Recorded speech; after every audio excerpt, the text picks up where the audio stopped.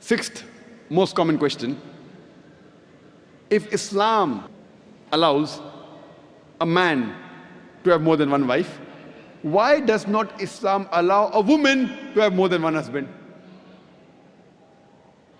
As far as marrying women is concerned, the categories of women a man can marry is clearly specified in Surah Nisa, chapter 4, verse number 22 to 24.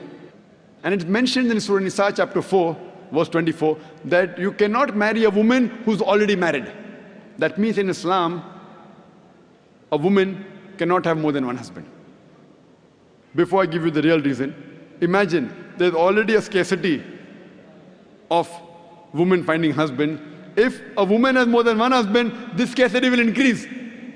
It will multiply the problem. Let's analyze what are the logical reasons that Islam prohibits a woman to have more than one husband.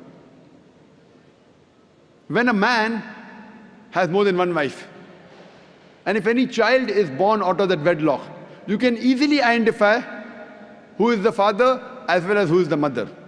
But if a woman has more than one husband, and if a child is born, you can identify the mother, but you will not be able to identify the father.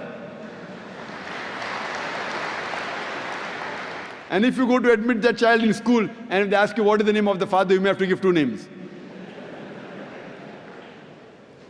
And today psychology, they tell us that identifying the parents is very important for a healthy childhood, especially the identity of the father.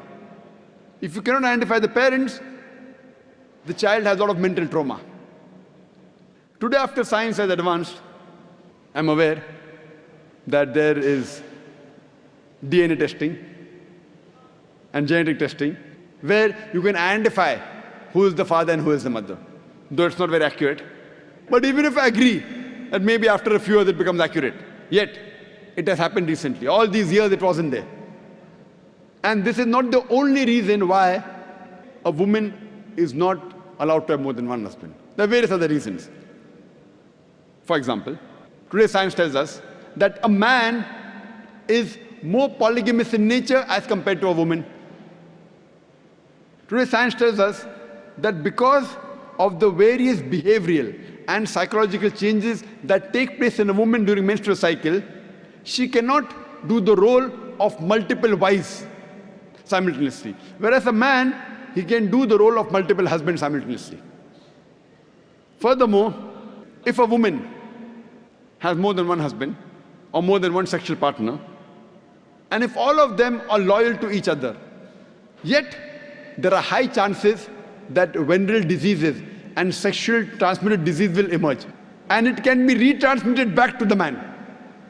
Whereas if a man, today medical science tells us that if a man has more than one sexual partner, has more than one wife, and if all of them are loyal to one another, there are hardly any chances of venereal diseases or sexually transmitted diseases emerging in them.